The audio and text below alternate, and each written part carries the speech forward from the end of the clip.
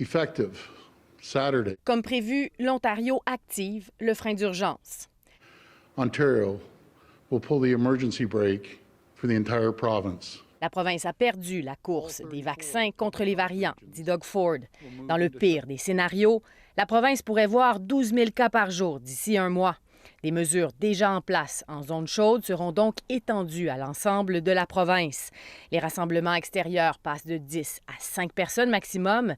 Les commerces non essentiels demeurent ouverts à 25 de leur capacité. Mais surtout, des restaurants, gyms et salons de coiffure qui venaient de sortir la tête de l'eau devront encore fermer. Puis elle affecte les gens jeunes. Puis c'est ce qui est difficile à voir. Hier, j'ai vu un père de 35 ans qui est rentré, difficultés respiratoires. Puis on sait qu'à cause qu'il a le variant, qu'il a 100 plus de chances d'être aux soins intensifs d'ici quelques jours.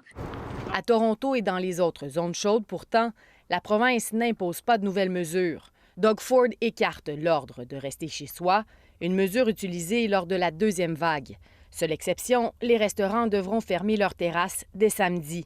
Un coup dur, elles ont ouvert il y a 2 semaines. On a tout préparé pour ouvrir la terrasse. J'ai la cuisine remplie de nourriture. Donc...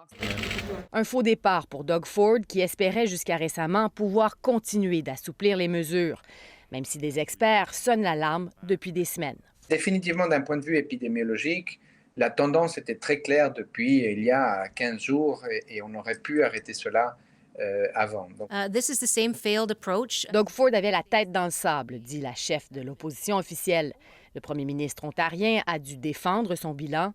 A-t-il envoyé le mauvais message à la population en assouplissant les mesures trop tôt?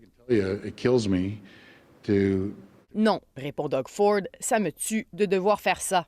Son gouvernement avait mis tous ses œufs dans le panier de la vaccination et a perdu son pari. Il espère maintenant éviter une explosion de cas à l'approche de la fin de semaine de Pâques. Ici, Natacha McDonald-Dupuis, Radio-Canada, Toronto.